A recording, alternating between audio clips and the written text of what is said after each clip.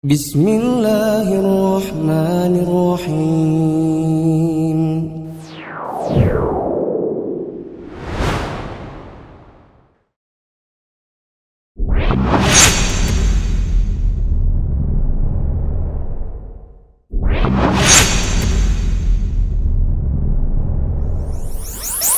Bismillahirrahmanirrahim. Assalamualaikum warahmatullahi wabarakatuh. Waalaikumsalam warahmatullahi wabarakatuh. Alhamdulillahirabbil alamin wassalatu wassalamu ala asyrafil anbiya'i wal mursalin wa ala alihi wa ashabihi ajmain. Teman-teman yang dirahmati Allah, para mahasantri dan mahasantriwati Mufid Islamic Academy, kita bersyukur kepada Allah pada hari ini bisa kembali melanjutkan pelajaran kita di Mufid Islamic Academy, yang pada hari ini insya Allah kita akan melanjutkan pembahasan tentang syirik sebagai bagian dari penjelasan 4 kaidah memahami kemusyrikan dari kitab Syarah Al-Qawaid Al-Arba' karya Syekh Sa'ad bin Nasir Asy-Syadzili. Pada pertemuan sebelumnya kita berikan contoh-contoh syirik yang besar. Dan pada kesempatan hari ini kita akan bahas syirik kecilnya. Bedanya begini teman-teman. Syirik besar, maka dia mengeluarkan pelakunya dari Islam. Sedangkan syirik kecil, orangnya tetap Islam, tapi dia berdosa. Syirik besar menghapus seluruh amal.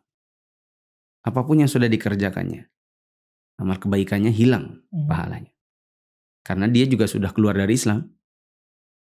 Sedangkan syirik kecil hanya menghapuskan pahala ibadah yang terkena syirik kecilnya. Seperti riya atau sum'ah. Sudah pernah kita bahas di level 1.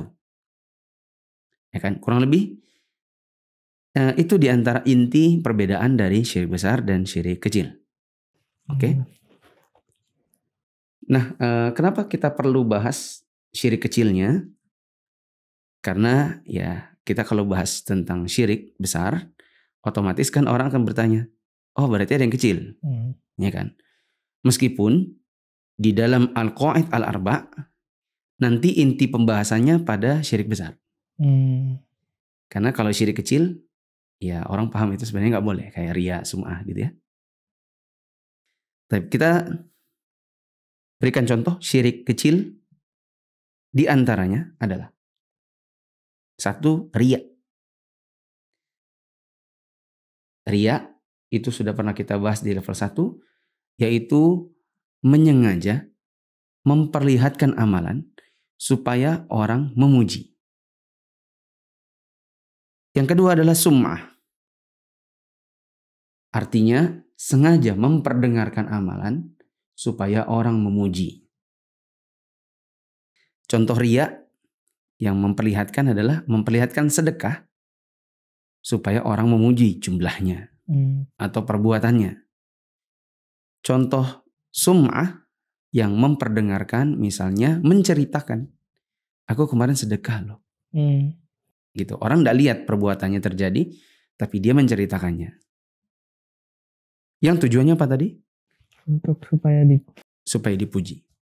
Selanjutnya yang ketiga adalah memakai jimat yang niatnya hanya untuk sebagai sebab. Pakai jimat, tapi niatnya hanya sebagai sebab.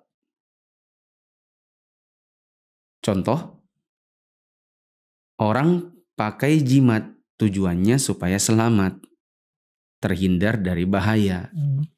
Tapi dia meyakini bahwa Allah yang memberikan manfaat dan mencegah bahaya tadi. Jimat yang dia pakai, entah kalung, entah gelang, entah sesuatu, itu sebagai sebab keselamatan saja. Kata Syekh Utsaimin, ini termasuk diantara syirik kecil. Hanya saja, ana pribadi tidak yakin dengan kebanyakan orang yang ada di negeri kita khususnya. Biasanya sih orang kalau pakai jimat, ya dia keyakinannya adalah si jimat itu sendiri yang mendatangkan manfaat, menolak mudarat. Sangat jarang ada yang menjadikannya sekedar sebagai sebab. kemarin waktu di materi 2 bersama Dr. Erwin, beliau sempat nanya, kalau yang buat kesehatan? Nah, itu baru kebanyakan orang menggunakannya sebagai sebab. Kenapa kamu pakai kalung seperti ini? Yang putih-putih dulu itu. Oh, ini buat kesehatan. Ini buat menghilangkan toksik pada badan, apalah gitu lah. Iya. Itu menjadikannya sebagai sebab. Nah, kalau kesehatan, ya wajar itu menjadikannya sebagai sebab. Tapi kalau keselamatan, terhindar dari kecelakaan, biasanya sih orang tidak menjadikannya sebagai sebab. Karena kalau menjadikannya sebagai sebab, apa hubungannya kecelakaan dengan kalung? Ya kan? Benar. Lalu kalau ditanya lebih jauh, sebenarnya apa yang Anda yakini? Dia bilang kalung inilah yang menyelamatkan. Kalung inilah yang menghindarkan dari kecelakaan. Akhirnya saya lebih berkeyakinan kebanyakan orang di zaman sekarang menggunakan jimat itu lebih ke arah syirik besar ketimbang syirik kecil yang menjadikannya sebagai sebab. Tapi anggaplah anggap saja ada orang mengaku bahwa kalung yang dipakai, cincin yang dipakai, jimat yang dipakai itu sekedar sebagai sebab. Andai kan ada demikian, maka dia syirik kecil. Cuma pertanyaannya, apakah ada? Selanjutnya yang keempat adalah bersumpah dengan nama selain Allah sebagai sebab. Sumpahnya dengan nama selain Allah ya, sebagai sebab. Misalnya, sumpah demi apa? Dia bilang, sumpah demi kuburan. Ya, seharusnya bersumpah itu harusnya dengan nama Allah. Ya kan? Sumpah demi apa? Demi Allah. Ya. Kata Nabi SAW, man halafa bi ghairillah faqad asyrak. Siapa yang bersumpah dengan nama selain Allah, maka dia telah berbuat syirik. Cuma kata Syekh bin Baz, syirik di sini maksudnya syirik kecil. Kecuali bila orangnya meyakini si nama yang disebutkan di dalam sumpah itulah yang mendatangkan manfaat atau menolak mudarat. Ya, cuma kebanyakan orang sih bilang sumpah demi apa? Demi kuburan. Itu hanya sekedar apa yang memang terbiasa di lisan. Sumpah pocong. Contohnya. Tapi kalau ditanya, emang siapa yang mendatangkan manfaat dan menolak mudarat? Dia bilang pocong. Oh, bukan Tuhan. Bukan. Maka ini syirik apa? Besar. Besar jadinya. Ya. Yang berikutnya adalah tatoyur. Tatoyur ini globalnya adalah menjadikan sesuatu sebagai sebab celaka padahal tidak ada hubungannya. Atau juga menjadikan sesuatu sebagai sebab manfaat padahal nggak ada hubungannya. Ya, kurang lebih mirip-mirip dengan khurafat. Yaitu keyakinan-keyakinan yang tidak berdasar. Tidak bisa dibuktikan secara ilmiah, tidak juga didukung oleh dalil syar'i. Contoh sempat Ana sebutkan di materi sebelumnya. Ada orang berkata, oh ada gagak di atas rumah ini, kayaknya besok ada yang mati. Apa hubungannya gagak sama kematian? Kematian dari Allah. Ya kan? Kalau ada yang mengatakan ini karena sebab gagak, maka orang ini telah berbuat syirik kecil. Juga ada kebiasaan orang berkeyakinan kalau mimpi gigi putus, ya itu termasuk yang mendatangkan kematian. Ada istilah di kita itu pemali. Anak nggak boleh tidur di dekat pintu. Nanti itu mama bisa mati. Contoh yang lain, kejatuhan cicak. Ini besok mau mati juga. Nah, tapi nanti ada khurafat balasannya. Oh gampang, kalau mati suruh aja kucing langkahin, nanti hidup balik. Nah, ini termasuk syirik-syirik kecil. Yang keenam adalah beramal demi dunia. Ya, seperti pergi haji umroh, niatnya semata-mata buat cari dagangan, cari relasi, gitu. Sholat, pergi ke masjid karena ada dapat urusan bisnis. Seperti kalau bisa dekatin DKM-nya nanti bisa dapat proyek renovasinya. Ini termasuk di antara syirik kecil. Yang ketujuh adalah kepohonan. Kepuhunan. Entah kepohonan. Atau di bahasa daerah lain saya nggak tahu. Intinya adalah kayak celaka gara-gara sesuatu. Ya, ini bagian dari tatayur sebenarnya. Atau khurafat. Seperti orang mengatakan, jangan pergi dulu sebelum bajapai nasi. Bajapai nasi itu pegang dulu nasi dan makan sedikit. Takutnya celaka. Kita katakan ini termasuk khurafat, termasuk tatayur. Ya. Kepohonan-kepohonan seperti itu nggak ada hubungannya di dalam Islam. Secara naluri akal sehat pun nggak ada. Apa hubungannya? Beda halnya kalau misalnya, hati-hati ya, mau safar jauh kan, periksa dulu remnya, periksa dulu air akinya. Khawatirnya nanti jadi masalah di jalan. Khawatirnya bisa kecelakaan. Itu ada hubungannya. Ya kan? Jangan lupa ya pakai sabuk pengaman. Itu ada hubungannya, bisa dibuktikan dengan ilmu dunia. Tapi kalau ambil dulu nasi, takutnya nanti celaka. Kepohonan. Pertanyaannya, adakah dalilnya secara syar'i? Nggak ada. Bisa dibuktikankah dengan ilmu duniawi? Tidak juga. Maka ini namanya khurafat tatayur. Contoh berikutnya, yang ke-8 ya. Yes. Adalah weton. Weton ini, entah kalau di bahasa aslinya, yang saya maksud adalah hitung tanggal. Misalnya kebanyakan orang, kalau mau nikah itu hitung tanggal dulu. Biar langgeng katanya. Padahal semua hari itu baik. Ya. Boleh aja nikah di hari Jumat itu bagus. Nikah di hari Ahad juga gak apa-apa. Nikah di hari Senin juga gak masalah. Tapi ada orang berkata, sini kita hitung dulu tanggalnya biar kamu langgeng. Ya, maka ini termasuk syirik kecil. Karena menetapkan sesuatu yang tidak ada hubungannya. Baik secara syar'i maupun secara ilmu duniawi. Logika mudah gini. Ada orang nikah di hari yang dikatakan hari baik.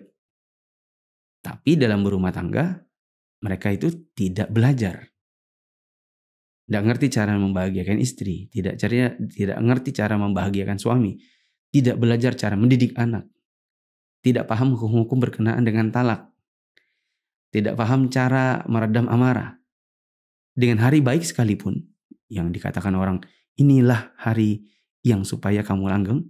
Saya kira rumah tangga itu akan cepat hancurnya juga. Ya, tidak. Iya. Sedangkan orang yang nikahnya bebas, gak pakai hitung-hitung tanggal. Tapi belajar. Setelah berumah tangga sering kajian.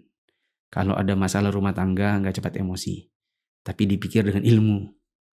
Ada ustadz yang membimbing kalau ada permasalahan. Maka ini rumah tangga yang bisa langgeng. Ya atau tidak? Ya. Jadi gak ada hubungannya sama hitung tanggal. Kalau hubungannya dengan ilmu, benar.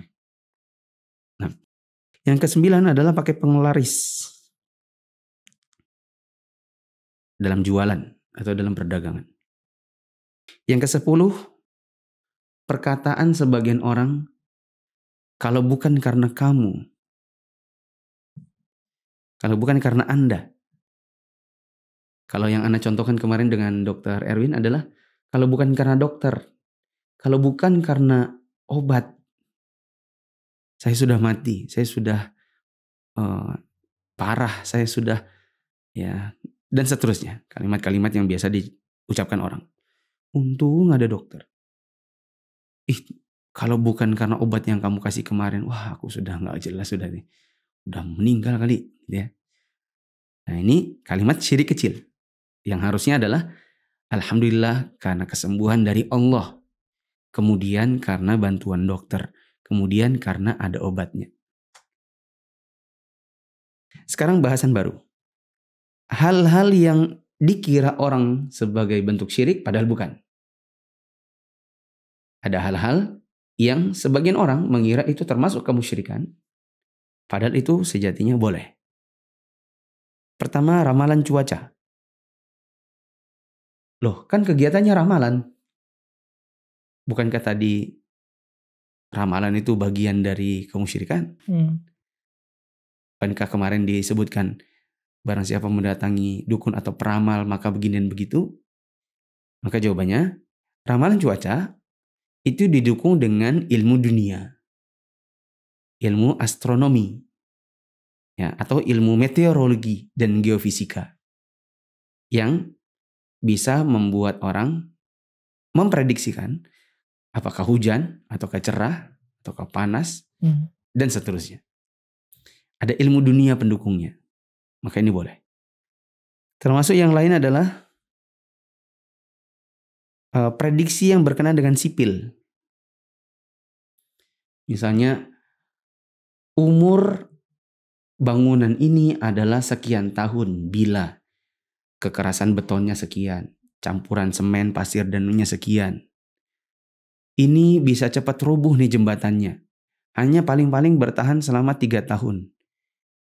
Bila campurannya begini, bila konstruksinya begitu, bila bentangannya begini begitu, bila bahannya terbuat dari baja atau aluminium atau apapun. Itu bisa diprediksi. Kenapa? Karena mereka punya ilmu dunia pendukungnya, yaitu teknik sipil. Yang terakhir adalah membaca kepribadian dengan ilmu psikologi. Ini bukan kemusyrikan, ini adalah sesuatu yang boleh. Karena ada ilmu dunia pendukungnya. Misalnya, bisa diketahui kepribadian seseorang itu dilihat dari cara dia menatap. Ketika dia menatap, dia diajak bicara kok matanya lari, kok ke atas, ya kan? Kemudian dia kalau diajak bermain kok dia bermain sendiri, dia tidak berinteraksi. Ya. Itu ada kepribadian seseorang yang bisa dibaca dengan ilmu psikologi. Ada ilmu pendukungnya, maka ini boleh. Ya. Nah, untuk hal-hal yang seperti ini, maka hukum asalnya boleh bila ada ilmu pendukung. Bila tidak ada ilmu pendukung, maka hati-hati, jangan sembarang mengklaim. Seperti tadi ada contoh, pakai kalung untuk kesehatan. Harus dicek dulu, betul nggak bendanya ini mendatangkan kesehatan? Gitu kan? Ada orang mengatakan, saya bisa mengetahui kepribadian seseorang dari garis tangan. Ini bukan ramal nasib, tapi ini ramal kepribadian. Betul nggak? Ada nggak jurnal internasionalnya? Ada nggak ilmu yang memang mendukungnya? Atau ilmu baru yang dibuat? Nah, ini butuh pendukung. Ya, berupa ilmu yang sudah diakui. Begitu. Wallahu a'lam. Demikian teman-teman yang dirahmati Allah. Mungkin ini dulu yang bisa kita bahas pada materi ketiga. Insya Allah kita akan ketemu lagi di materi berikutnya. Subhanakallahumma wa bihamdika. Asyhadu an la ilaha illa anta astaghfiruka wa atubu ilaik. Wassalamualaikum warahmatullahi wabarakatuh. Waalaikumsalam warahmatullahi wabarakatuh.